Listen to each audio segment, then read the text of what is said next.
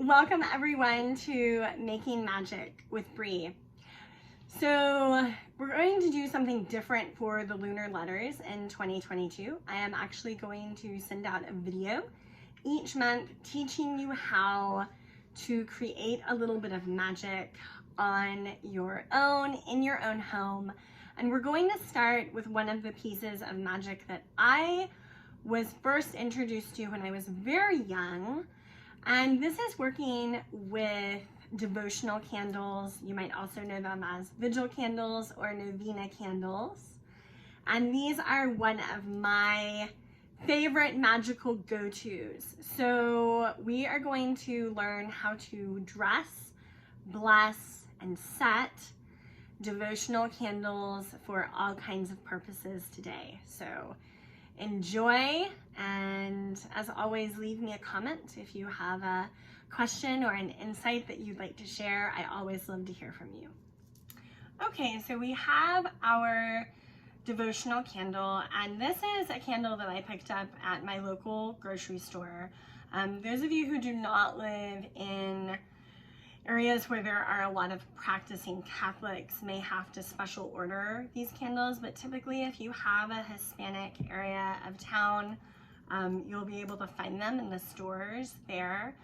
And this is a paraffin devotional candle, which is not my favorite, but it is the most common, and so that's the one that I want to teach you on. There are beeswax devotional candles, or I think Big Dipper calls them sanctuary lights, that are really lovely, that are a lot more expensive.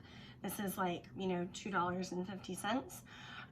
But paraffin is a petroleum byproduct, so some of you may, for environmental reasons, not want to work with paraffin candles. There are beeswax alternatives, but this is the kind that most of you are going to have immediate access to. And sometimes we just need to get on with it, and we don't have the perfect conditions for finding the exact right spiritual supply. So devotional candles are basically, there's only a couple of rules about them. They are going to be glass encased. As I said, the wax can be paraffin, it can be beeswax, or it can be a combination. A lot of the devotional candles you'll pick up in like Catholic supply stores are going to be a combination of paraffin and beeswax, with the beeswax being less and less as the years go by. And then often they're going to have an image on the front of them, like this one has Our Lady, and then they may have a prayer on the back, and so you can see we have a prayer to Nuestra Señora de Guadalupe in Spanish and in English. So that's your basic devotional candle. Now these candles have been worked with widely since the late 50s, early 60s, but in Catholic families they've been worked with a lot longer than that, and they are traditionally known as novena candles because when they were first created, they were beeswax, and they were formulated so that they would burn over 9 days, over a 9-day period, and this would be accompanied with a novena prayer. So that is a prayer that you say over 9 days for whatever, right? For various things. So in our magical sacred arts practices, we can work with novena candles as, a candle that we light when we're doing a specific kind of prayer work. Maybe it goes for 9 days, maybe it doesn't. We can work with novena candles to honor our ancestors. You often will see them on ancestor altars. We can also work with novena candles to, back up other kinds of work that we're doing. But whatever the intention is behind your novena candle, you're going to dress the candle, bless the candle, and set the candle in the same way. And that's what I'm going to teach you to do today. So first thing, you'll notice that I'm wearing my awesome Guadalupe apron. I recommend when you're doing magical work, some of you may come out of traditions where like special clothes are advised, like, you wear a certain kind of robe. I advise that you wear an apron because magic can get messy. Now this is not so messy, but it's force of habit for me. I always put on my apron. So it's nice to have an apron when you're doing your magic making. And you're going to take your candle, and again, I'm assuming that everyone is going to work with a soft wax paraffin candle. If you're working with a beeswax candle, you can do this too, but it'll be a little trickier. And here's the tricky part. So you need a pokey thing.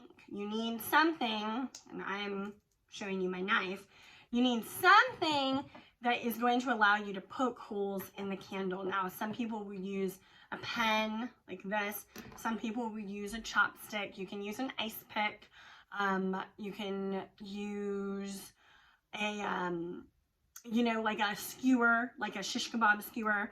I like to use my knife. So when you poke your holes, and I'm just going to show the camera here, I like to do them pretty close to the wick, not too deep, just a little deep. There's one, there's two, there's three,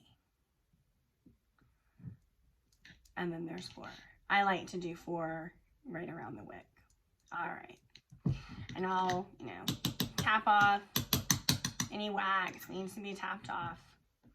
All right, and then actually what I'll do is I'll wipe my knife up on my apron because you want to, you know, get the wax off of it, take care of your tools. So, all right, we've poked holes in our candle. Why? Because we are about to add herbs to our candle, and we want the herbs that we're going to add to go. And so this is an herbal blend that I created for protection. We've got some ginger, we've got some 5-finger grass, we've got some copal, some black storax in there.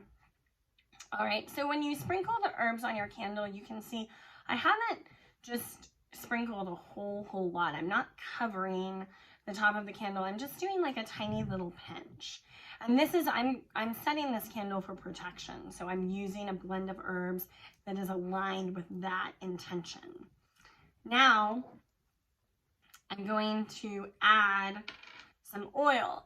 Now, I'm working with a protection oil that is a Black Phoenix Alchemy Lab Sphere and Sundry combo. If you're not familiar with those two companies, you definitely should be. They are 2 of my faves. And I'm just going to pour like a little drop, just a tiny little bit, and I'm going to swish it around in the candle like this so that it gets everywhere. And then I look at it, and if it looks kind of loose, I might add just a little bit more. And, you know, often you'll get a little oil on you like I just did. You can, if it's an oil that you don't mind having on you, you can just rub it in. All right, so there's our candle. We have dressed it with herbs, and we've dressed it with oil. Let me let you all see this oil. This was from Sphere and Sundry's last big release that they did.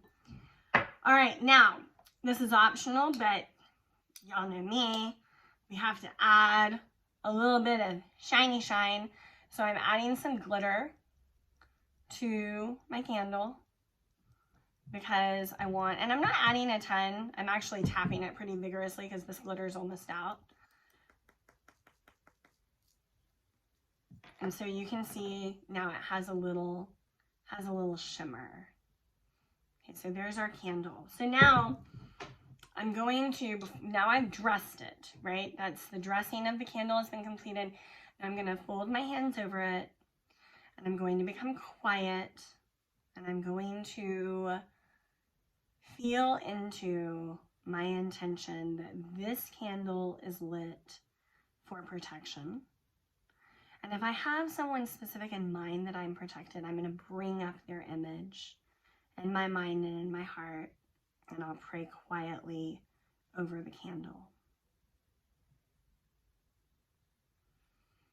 Now, once that prayer is complete, I'm going to hold it to my heart,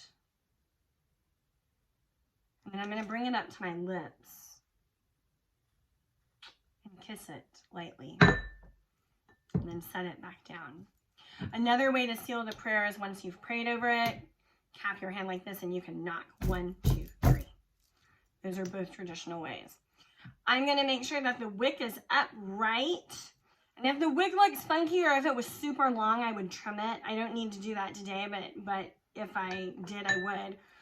And then I'm going to light it. And because I don't know where matches are at the moment, which is irony of ironies, I'm going to light it with a candle that I use to light other things. So here I'm lighting this candle.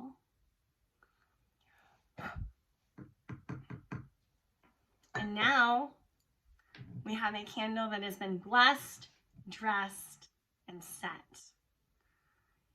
So let me know what candle you're going to be making. This is a great activity to do, especially because we're headed into February as we celebrate our full moon in January. We're headed into February where we celebrate the feast day of St. Brigid, also known as Candlemas. So it's a time where we make and we bless candles traditionally. So let me know if you're going to be making a candle, and if so, what kind. And I hope that you enjoyed this first Making Magic with Bri lesson. I will see you all soon. Have a blessed and beautiful full moon, everyone, and take care.